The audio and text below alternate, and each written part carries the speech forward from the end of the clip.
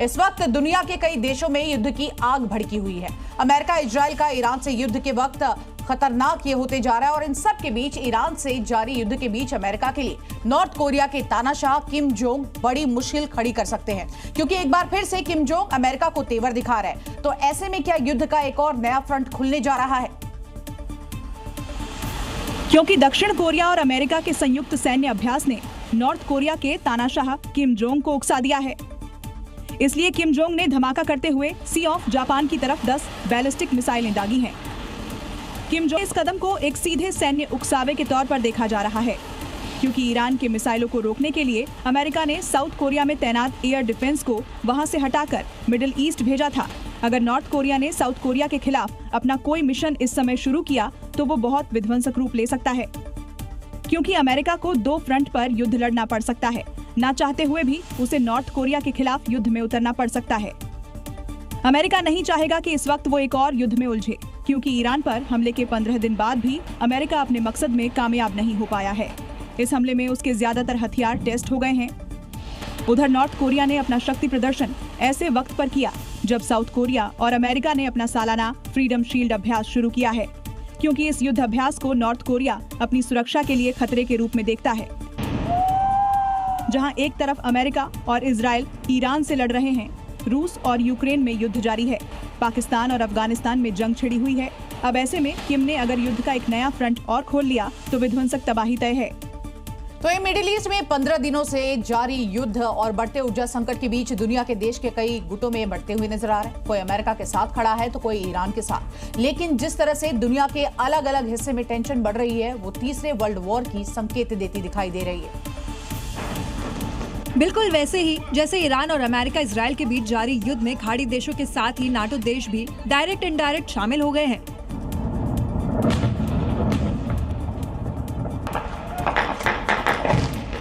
दूसरी तरफ यूक्रेन और रूस का हमला जारी ही है, जिसके तेज होने की आशंका से ज़ेलेंस्की खौफ में है। पाकिस्तान और अफगानिस्तान के बीच वर्चस्व की जंग भी चल रही है। इन सब के बीच उत्तर कोरिया ने जापानी समुद्र में मिसाइल दागकर इलाके में अलग टेंशन बढ़ा दी है। तो दूसरी ओर चीनी नेवी भी चीन सागर में सक्रिय हो गई है, जिसकी वजह से दक्षिण कोरिया, जापान और वियतनाम बेहद डरे हुए हैं। ऐसे में एक्सपर्ट्स की माने तो 3 कारण साफ संकेत दे रहे हैं कि दुनिया वर्ल्ड वॉर की दहलीज पर पहुंच गई है। पहला, अमेरिका चीन का सीधा टकराव। दूसरा, नाटो का रूस के साथ युद्ध में शामिल होना। और तीसरा, ईरान और स्ट्रेट ऑफ हॉर्मुज का बंद होना। ऐसे हालात में चीन सागर में हुई छोटी सी चूक दुनिया के महाशक्तियों के बीच टकराव की ओर विश्व युद्ध की वजह बन जाएगी। इजराइल और अमेरिका के साथ ईरान की जंग को 15 दिन हो रहे हैं और इस जंग के बीच अमेरिकी राष्ट्रपति डोनाल्ड ट्रंप ने बड़ा दावा किया है। दावा यह किया गया कि अमेरिका ने ईरान के खार द्वीप पर सबसे बड़ा अटैक किया। हालांकि ईरान की तरफ से इस दावे को सिरे से खारिज कर दिया गया है। लेकिन राष्ट्रपति डोनाल्ड ट्रंप ने खुद इस हमले का सैटेलाइट वीडियो जारी किया, जिसमें ईरान के दिल यानी खार द्वीप पर हमला होता हुआ दिख रहा है। मिसाइलें गिरती दिख रही हैं। 1 या 2 जगह नहीं बल्कि कई जगह हमले के बाद काला धुआं दिखाई दिया। पहली बार अमेरिका ने खार द्वीप पर अटैक किया। ट्रंप ने कहा, खार द्वीप पर मौजूद सैन्य ठिकाने जहां से ईरान के लगभग पूरे कच्चे तेल का निर्यात होता है, मध्य पूर्व के इतिहास की सबसे शक्तिशाली बमबारी में से एक के दौरान पूरी तरह से तबाह कर दिया गया है। अमेरिकी B-2 बॉम्बर से 15 बम बरसाए गए हैं। हालांकि अमेरिकी बमबारी में सैन्य ठिकाने नष्ट हो गए हैं। तेल सुविधाओं को कोई नुकसान नहीं हुआ। अमेरिकी हमले के बाद ईरान के रणनीतिक खार द्वीप को भारी नुकसान पहुंचा है, जिससे देश के करीब 90% तेल निर्यात पर बड़ा झटका लगा है। सैटेलाइट तस्वीरों में द्वीप पर तबाही का मंजर दिखा है। अमेरिका के हमले के बाद ईरान ने भी ट्रंप को चेतावनी दी कि अमेरिका के ऊर्जा संयंत्रों को निशाना बनाया जाएगा, अमेरिकी तेल कंपनियों को टारगेट किया जाएगा। हालांकि ईरानी मीडिया ने साफ किया है कि अमेरिका के इन हमलों के बाद खार के तेल बुनियादी ढांचे को कोई नुकसान नहीं पहुंचा है। तो डोनाल्ड ट्रंप ये फारस की खाड़ी में स्थित छोटे से खार द्वीप पर हमले को सबसे शक्तिशाली आखिर क्यों बताते हैं, जिसके बाद सवाल ये उठ रहा है कि अमेरिका ने खार आइलैंड पर आखिर हमला क्यों किया और ये द्वीप ईरान के लिए आखिर इतना महत्वपूर्ण क्यों है। तो आपको बता दें, खार द्वीप ईरान के तट से 26 किलोमीटर दूर स्थित है। स्ट्रेट ऑफ हॉर्मुज से बात करें तो 500 किलोमीटर उत्तर पश्चिम में ये पूरी तरह से स्थित है। तो वहीं द्वीप लगभग 20 वर्ग किलोमीटर क्षेत्र में फैला हुआ है। ईरान का लगभग 90% से ज्यादा कच्चा तेल इसी द्वीप से गुजरता है। खार द्वीप द्वीप पर तेल भंडारण की पर्याप्त क्षमता है। कच्चा तेल 3 बड़े क्षेत्रों से टर्मिनल तक पहुंचता है और वहीं अबुजर, फोरुजान और दोरूद से टर्मिनल तक ये पूरा का पूरा पहुंचता है। डीप वाटर पोर्ट होने की वजह से सुपर टैंकर डॉक करने में आसानी होती है। तो वहीं खार्ग द्वीप से ईरान के बजट का तकरीबन 20% कमाई का हिस्सा है। सरकारी खर्च सैन्य बजट में कमाई की खर्च की जाती है। क्या ईरान के नए supreme leader Mustafa Khamenei Tehran के किसी अस्पताल में छिपे हैं? क्या मुस्तफा का लोकेशन इजरायली सेना को मिल गई है? दरअसल ऐसे सवाल इसलिए पूछे जा रहे हैं क्योंकि एक वीडियो सोशल मीडिया पर तेजी से वायरल हो रहा है जिसमें तेहरान के एक बड़े अस्पताल के अंदर भारी सुरक्षा व्यवस्था दिखाई दी। वीडियो में एक अस्पताल के गलियारे में स्पेशल फोर्स के कमांडर्स दिख रहे हैं। हाथों में हथियार लिए फोर्स वहां खड़ी है, मानो किसी खास शख्सियत को सुरक्षा दे रही हो। कॉरिडोर में उन गार्ड्स के अलावा कोई नहीं है। ऐसी आशंका जताई जा रही है कि इस फ्लोर में और कोई मरीज नहीं है। वही वीडियो बनाने वाला शख्स ने जब कैमरे को दूसरी तरफ किया तो वहाँ भी गलियारा पूरे तरीके से खाली है। दरअसल इस अस्पताल में स्पेशल गार्ड के अलावा सादे कपड़ों वाले एजेंट्स भी हैं। पूरी इमारत पर कड़ी निगरानी और नियंत्रण दिख रहा है, जिससे ये सवाल उठ रहे हैं कि एक आम नागरिक मेडिकल सुविधा केंद्र के अंदर इतनी सख्त सुरक्षा की जरूरत क्यों पड़ी। कुछ सूत्रों का भी अनुमान है कि हाँ, मुस्तफा खामेनेई हैं, जो हाल ही में हुए हवाई हमले में घायल हो गए थे। शायद वहीं छिपे हुए हैं या अपना इलाज करवा रहे हैं। जानकारों का कहना है अगर शासन का कोई वरिष्ठ अधिकारी घायल हुआ होता तो उसके लिए सबसे सुरक्षित जगह बाकियातुल्लाह अस्पताल ही होती है।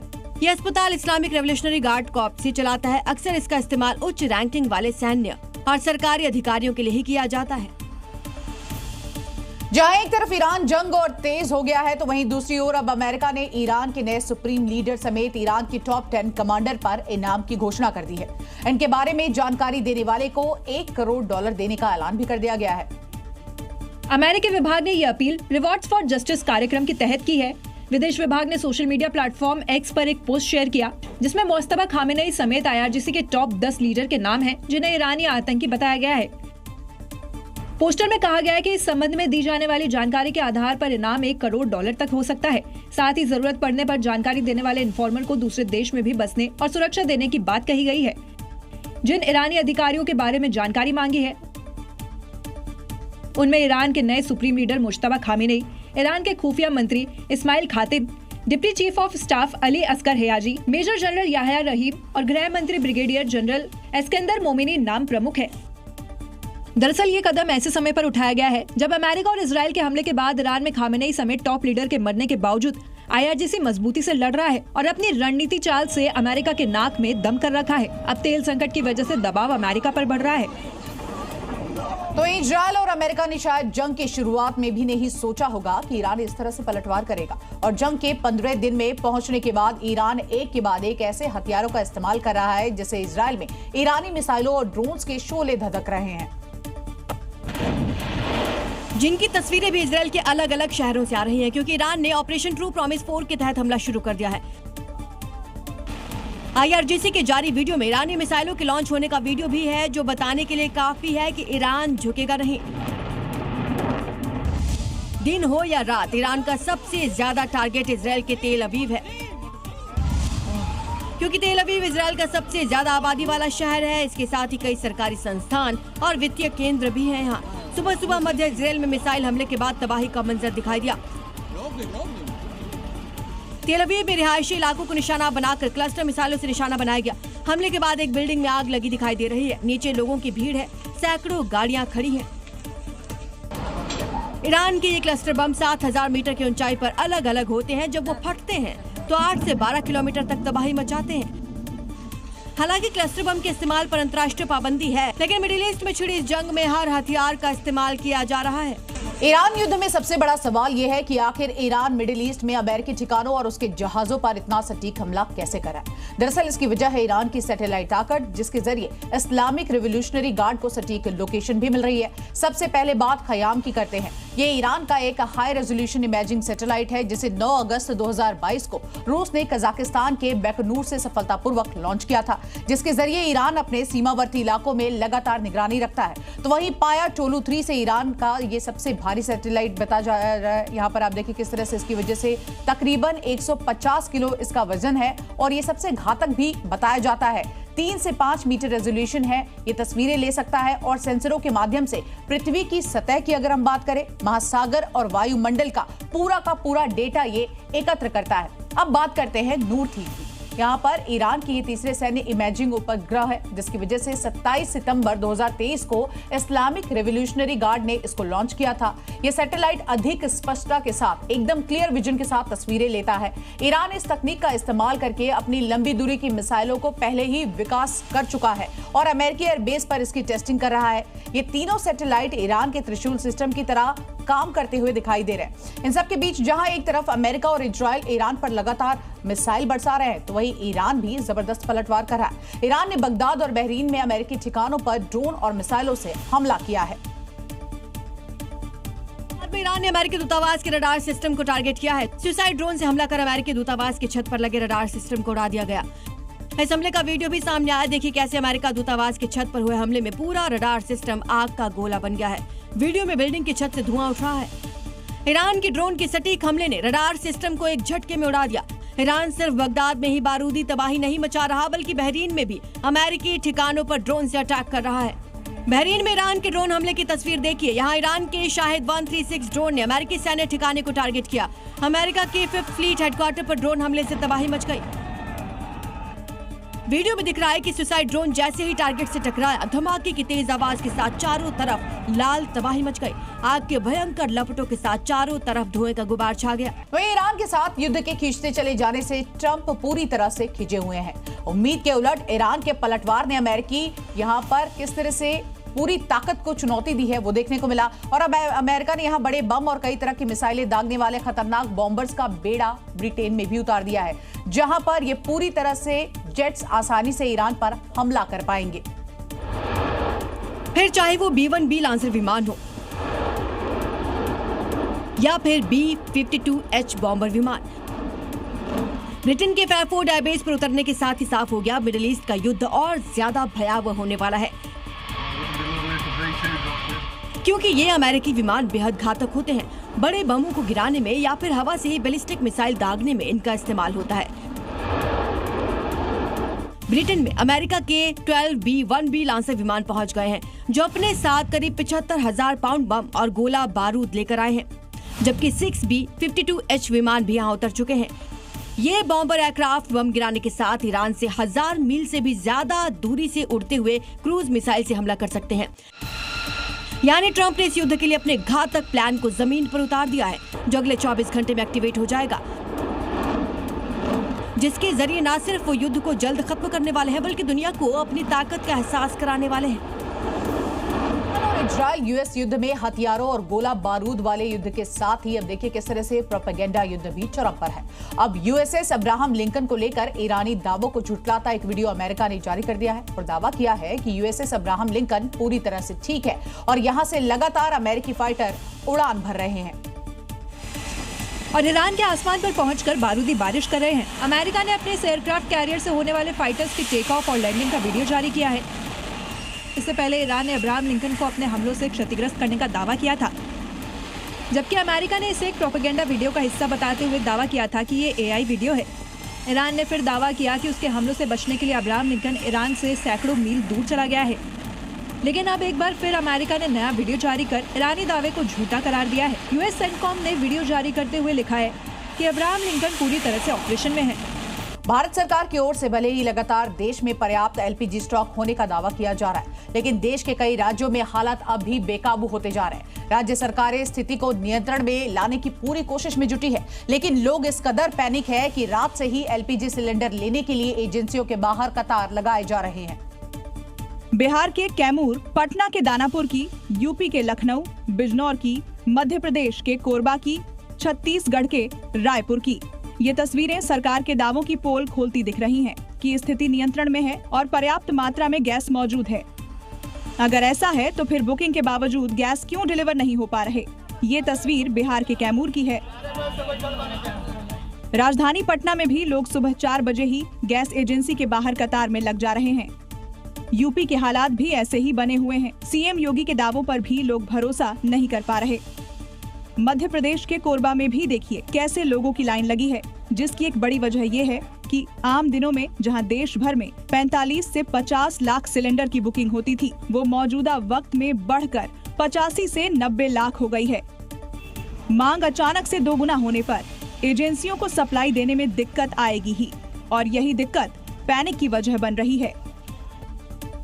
वहीं हॉर्मुज़ स्ट्रेट से कार्गो शिप और टैंकर्स की आवाजाही बंद होने की वजह से अब देखिए किस तरह से ऊर्जा संकट के बीच भारत के लिए राहत वाली बड़ी खबर सामने आई है। ईरान ने भारतीय जहाजों की आवाजाही के लिए सुरक्षित रास्ता दे दिया है और एलपीजी से लदे हुए भारत के टैंकर शिवालिक और नंदा देवी हॉर्मुज़ स्ट्रेट को पार करके भारत की ओर बढ़ चले हैं।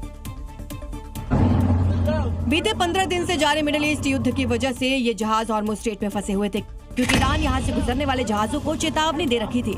इधर देश में एलपीजी सिलेंडर्स की किल्लत की अफवाह से लोग पैनिक होने लगे, जिसे देखते हुए पीएम मोदी ने ईरानी राष्ट्रपति पेजेश्कियान से और एस जयशंकर ने अरागची से बातचीत की, भारतीय जहाजों के लिए रास्ते खुलवा दिए। फारस की खाड़ी में फंसे हुए हैं 28 भारतीय जहाज, जिनमें से 24 हॉर्मुज़ के पश्चिम में और इन्हीं में से शिवालिक और नंदा देवी अब रवाना हो गए हैं। इनके पहुंचते ही गैस की मारामारी खत्म हो जाएगी, क्योंकि शिवालिक 40,000 मीट्रिक टन एलपीजी के साथ आ रहा है और नंदा देवी में भी 40,000 मीट्रिक टन से ज्यादा लिक्विफाइड पेट्रोलियम गैस है। हालांकि भारत सरकार ने शुरू से ही गैस की किल्लत होने से इनकार किया है और अब दोनों टैंकर्स के हॉर्मुज़ से निकलने से जरूर घबराए हुए लोग भी राहत की सांस ले रहे होंगे।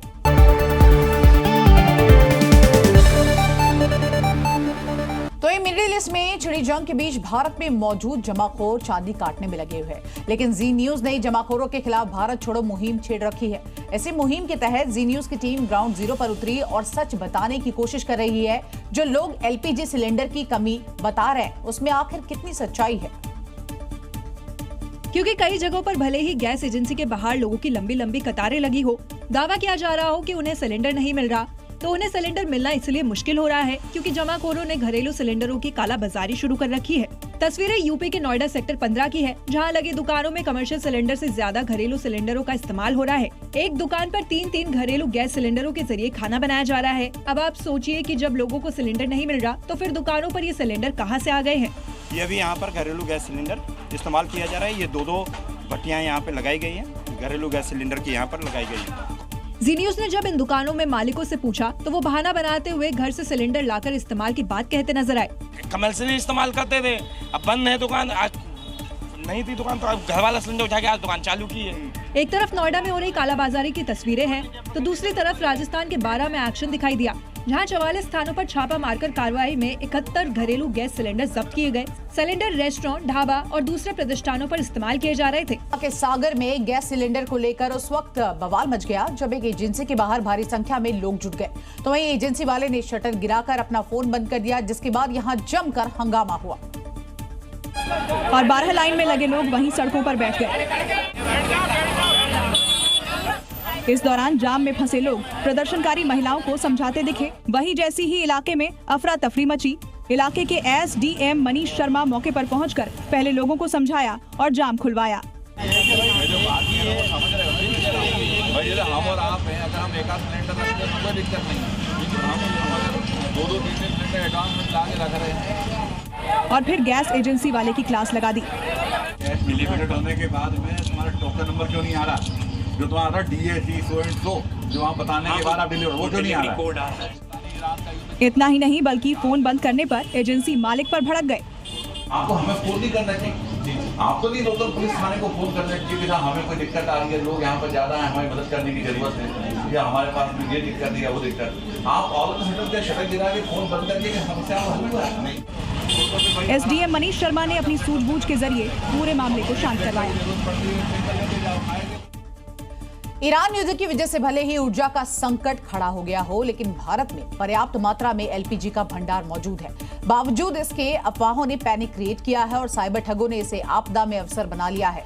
अब देखिए किस तरह से सिलेंडर दिलाने के नाम पर देश के कई हिस्सों में साइबर ठगी करने का मामला सामने आया है, जिसमें सिलेंडर जल्दी दिलाने का दावा किया जा रहा है, तो वहीं पीएनजी कनेक्शन काटने का डर भी दिखाया गया है। इसके लिए सोशल मीडिया का इस्तेमाल किया जा रहा है और बुकिंग के लिए फिशिंग लिंक भी भेजे जा रहे हैं। तो वहीं कई लोग इसमें ठगे भी गए हैं, लेकिन ऐसी ठगी से कैसे बचे अब आपको हम बताने जा रहे हैं। सिलेंडर के लिए हमेशा आधिकारिक वेबसाइट का ही इस्तेमाल करें। अनजान लिंक पर कभी भी भूल कर भी क्लिक ना करें। अनजान वेबसाइट पर पेमेंट डिटेल्स ना भरें और OTP और बैंक डिटेल तो बिल्कुल भी शेयर नहीं करें। ऐसा होने पर अनजान कॉल भी आ जाए तो भी पैनिक बिल्कुल ना हो। ठगी का शिकार होने पर सबसे पहले हेल्पलाइन नंबर 1930 पर कॉल करें और साथ ही www.cybercrime.gov.in पर अपनी शिकायत दर्ज कराएं। तो ईरान के खिलाफ युद्ध को अमेरिकी राष्ट्रपति डोनाल्ड ट्रंप अब नेक्स्ट लेवल पर लेकर जा रहे हैं। युद्ध को और भी ज्यादा खतरनाक बनाने के लिए डोनाल्ड ट्रंप ने 2500 मरीन कमांडो के साथ एक खतरनाक वॉरशिप मिडिल ईस्ट भेज दिया है, जिसका मकसद है स्ट्रेट ऑफ हॉर्मुज में ईरान की किलेबंदी खत्म करना। ट्रंप के इस कदम से साफ है कि वो पीछे हटने वाले नहीं है। वो ईरान के खिलाफ युद्ध को और विध्वंसक बनाने जा रहे हैं। इसी मकसद से ट्रंप अपने 2500 मरीन कमांडोज को मिडिल ईस्ट भेज रहे हैं, जो स्ट्रेट ऑफ हॉर्मुज में ईरान की किलेबंदी का जवाब देंगे। हॉर्मुज से निकल रहे तेल जहाजों को ईरानी हमलों से बचाएंगे। रिपोर्ट के मुताबिक अमेरिका के एक मरीन एक्सपीडिशनरी यूनिट और USS ट्रिपोली को मिडिल ईस्ट की ओर रवाना किया जा रहा है। करीब 2500 मरीन कमांडोज इस मिशन का हिस्सा होंगे। हालांकि मिडिल ईस्ट में मरीन कमांडोज की तैनाती का मतलब ये नहीं है कि ट्रंप ईरान पर जमीनी सैन्य अभियान शुरू करने जा रहे हैं। फिलहाल ट्रंप का मकसद ईरान की एयरफोर्स और नेवी को पूरी तरह खत्म करना है। ट्रंप के इरादों से साफ जाहिर है कि मिडिल ईस्ट में भड़की युद्ध की आग फिलहाल तो बुझने वाली नहीं है। और चलिए अब आपको बताते हैं कि समंदर के योद्धा माने जाने वाले ये अमेरिकी मरीन कमांडो आखिर कितने खतरनाक हैं। दुनिया के घातक स्पेशल ऑपरेशनल फोर्स में जमीन, आसमान, समुद्र से सैन्य है। ऑपरेशन चलाने में पूरी तरह से माहिर है, तो वहीं सीधे दुश्मन के इलाके में घुसकर कार्रवाई करते हैं। युद्ध के अलावा US दूतावासों की ये सुरक्षा भी करते हैं। शारीरिक और मानसिक रूप से बेहद मजबूत भी ये माने जाते हैं। वहीं ईरान से युद्ध के बीच ट्रंप ने अब एक नया समुद्री दांव चल दिया है। युद्धपोत USS ट्रिपोली को मिडिल ईस्ट में भेजा है और ऐसे में बड़ा सवाल ये उठ रहा है कि जब अमेरिका के पास पहले से ही USS अब्राहम लिंकन और USS जेराल्ड R. फोर्ड जैसे ताकतवर एयरक्राफ्ट कैरियर मौजूद यहां पर है, तो आखिर ट्रिपोली की जरूरत ट्रंप को क्यों पड़ गई? इसका सीधा जवाब यह है कि अमेरिका की ताकत कहा जाने वाला USS ट्रिपोली ऐसा युद्धपोत है जिसे समुद्र के रास्ते सैनिक, हेलीकॉप्टर, लड़ाकू विमान और भारी सैन्य उपकरण ले जाने के लिए बनाया गया है। आसान भाषा में कहें तो ये वॉरशिप है उस हालात में ज्यादा काम आता है जब सिर्फ हवाई हमला काफी ना हो और समुद्र से सीधे सैनिक उतारने हो। यानी कि मिडिल ईस्ट में वॉरशिप ट्रिपोली को भेजे जाने का मतलब अमेरिका अपने सैन्य विकल्प बढ़ा रहा है। अमेरिका पहले से आसमानी प्रहार कर ताकत दिखा रहा है। अब ट्रिपोली जैसे जहाज के आने से अमेरिका के पास समुद्र से ईरान में सैनिक उतारने और स्ट्रेट ऑफ हॉर्मुज में नजर रखना आसान हो गया है। साथ ही अमेरिका के पास अब जमीनी कार्रवाई के रास्ते भी खुल गए हैं। यानी कि ये किसी जहाज की जगह लेने नहीं बल्कि लड़ाई के लिए नए तरीके जोड़ने जैसा कदम है। ट्रिपोली जैसी तैनाती ये जरूर दिखाती है कि ट्रंप अब सिर्फ मिसाइल और एयरक्राफ्ट तक खुद को सीमित नहीं रखना चाहते। ईरान के साथ ही लेबनान में भी इजराइल के बारूदी अटैक जारी है, क्योंकि ईरान का प्रॉक्सी हिजबुल्ला इजराइल के ठिकानों को निशाना बना रहा है। लेकिन इसी बीच बेरूत में पर्चे और अखबारों की कटिंग गिराई गई। लेबनानी सेना ने इसके पीछे IDF का हाथ बताते हुए लोगों को आगाह किया है। क्योंकि बेरूत में जो पर्चे बरसाए गए हैं उनमें QR कोड भी छापे हुए हैं जिन पर इजरायली सेना के मैसेज लिखे हुए हैं और बेरूत के लोगों से हिजबुल्ला के खिलाफ कार्रवाई में समर्थन देने की अपील की जा रही है। बेरूत में आसमान से हुई इन पर्चों की बारिश का वीडियो भी सामने आया है, जिसमें छोटे छोटे पर्चे दिखाई दे रहे हैं जो बेरूत में कई जगहों पर गिरते हुए कैमरे में कैद हुए हैं। जब इन पर्चों को लेबनानी सेना ने देखा तो इन पर इजरायली सेना के संदेश लिखे थे। कुछ पर्चों में IDF इंटेलिजेंस यूनिट 504 से संपर्क करने के लिए QR कोड थे। तो बेरूत के लोगों से हिजबुल्ला के खिलाफ कार्रवाई करने और उनके खात्मे का समर्थन करने का आह्वान है, जिस पर लेबनानी आर्मी ने लोगों से QR स्कैन न करने की चेतावनी दी है और बताया कि इससे नागरिकों के निजी डेटा लीक होने का खतरा हो सकता है। वहीं पेपर कटिंग भी मिली है जिसमें लिखा है कि आपका देश किस दिशा में जा रहा है। वहीं इजरायली सेना लेबनान में बड़े लेवल पर ग्राउंड ऑपरेशन की तैयारी में है। इस बीच बेरूत के दक्षिणी इलाकों पर इजरायली सेना की एयर स्ट्राइक जारी है।